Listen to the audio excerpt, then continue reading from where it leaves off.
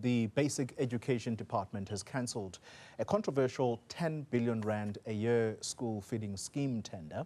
The decision is to ensure that the program is centralized and does not fail to feed vulnerable pupils. Section 27 praising the minister from preventing what it calls a disaster from happening. The advocacy group's Matshidiso Lencoasa joining us in studio tonight for reaction. Matshidiso, good evening to you, and thank you for your time. Once again, happy to welcome you in the studio as you always come through. Let's talk about the program first and foremost. The minister using her social media pages this morning to reassure everybody, particularly, I think it's about close to 10,000 schools, I think, 10,000 schools around the country who depend on this program, that it remains in force, it will not be interrupted. Is that the evidence on the ground? Yes, so first of all, thank you for the opportunity as always. Yes, so this is a very interesting development. Since the last time we were here, there's been ongoing engagement. So the department has engaged with civil society and they've given us better clarity on the program, and yet, now it has been scrapped. On the one hand, it is good to hear that there's assurance that the program will continue to run because this is such a crucial program. As you mentioned, so many schools are affected. Nearly 10 million learners rely on this intervention. However, as we know, there have been reports of the school's nutrition program in various, particularly in KwaZulu-Natal and in Gauteng, of issues in terms of its implementation. And so that is also something that we're concerned about. And we're hoping that, on the one hand, now that we have more information about the reasons or the proposition that the Department of Basic Education had when they intervened by trying to centralize the system to prevent some of these issues. But now we're hoping that once this has gone on, we still have interventions to ensure that learners continue to be fed, because there are concerns, there are reports that are concerning to us that the school's nutrition program isn't running as it should be in various parts of the country. Yeah, in fact, just to correct myself there, it's actually 19,000 schools that depend on this program. And with that number in mind, the minister at the time that she had suspended this tender before she actually cancelled it now, was that this is a large expenditure, and therefore the capacity of any single service provider making sure that it reaches the 9 million children who depend on this is something that is scrutinized. In your view, do you think that this modernization program is indeed ultimately going to ensure that government saves money on the one hand, but also does not compromise on quality of food that is served to children?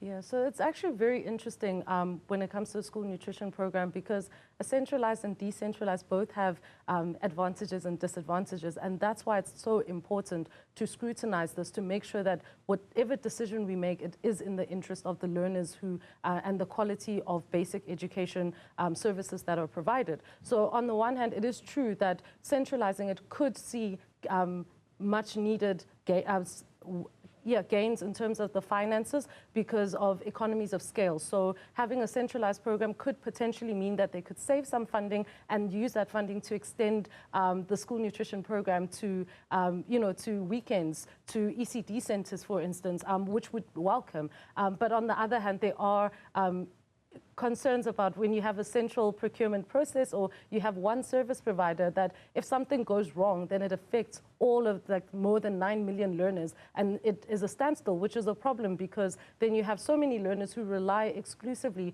on the school nutrition program for their daily meal. So that's some of the issues that we have, that yes, on the one hand, there are advantages to a centralized program, but if we were to centralize it, we need to be really thoughtful about making that decision, ensuring that there's no corruption, that this program actually does work, and there's no suspension of the program because something happened with the service provider, and also that there's proper or adequate public participation, that they engage with the stakeholders, civil society, the food handlers, parents, and learners, just to find out that everything, that all systems are go.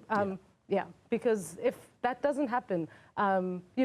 It contravenes the right to basic education and nutrition for so many learners across the country. Indeed. And the minister telling us through a statement that it is now going to be back to the drawing board, but at the same time, cabinet, she's going to have to explain to cabinet what happened here, but also present a very credible plan, we think, we hope. Let's move to a different subject, but still education. The Bella Bill. It's quite a contentious matter. Firstly, where does Section 27 stand on this matter? Do you agree? In fact, do you look forward to the President, as he said on the steps of Parliament this afternoon, that we, members of the media, must be ready to meet him in Pretoria when he signs tomorrow? Sure. So Section 27 has actually, we've outlined our position on the Bella Bill numerous times. We've made submissions to Parliament regarding that, and we mostly welcome the bill. We have posted it on our website, so for further information, you can see we have a graphic that's floating around that explains and dispels some of the misinformation regarding the bill to ensure that people have a position on it that is informed. Yeah. One of the concerns that has been raised by people who are in opposition of the bill is that the interventions are unfunded, and so that is also something that we're looking forward to the medium-term budget policy statement, which is happening in October, to match the commitments that are in the bill. So, for example, there's a commitment or that the grade R is compulsory.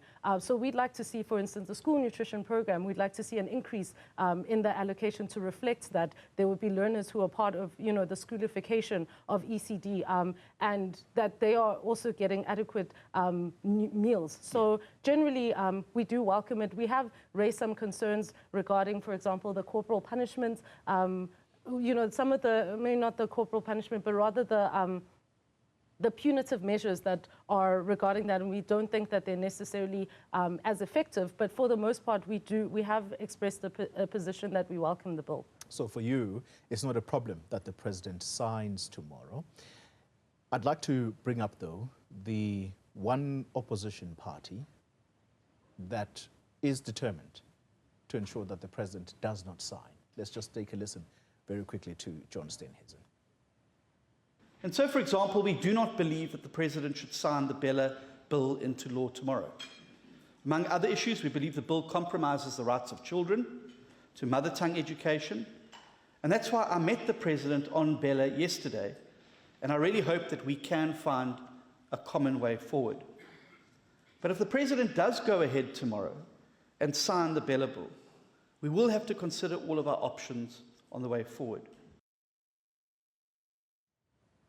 So that's the leader of the Democratic Alliance, and interesting that the first few words that come out of his mouth is about compromising the mother tongue education. In whose interests do you think the Democratic Alliance is speaking here? Is it for the entire country's education system, or is it perhaps for a certain section of the population? Sure. So, I will just bring it back to Section 27's position. So we have made submissions around the Bella Bill that detail extensively, including our position on the mother tongue, and those interventions.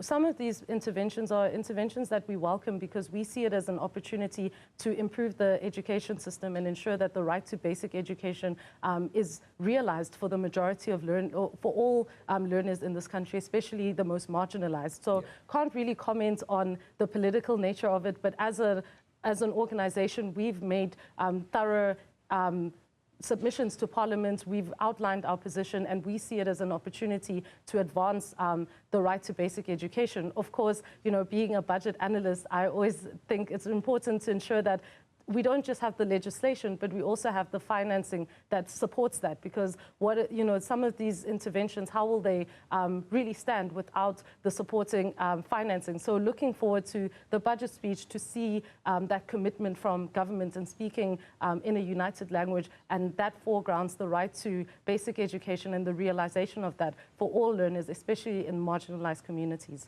Matshidiso Lencoasa. She is with the advocacy group, Section 27. Thank you very much.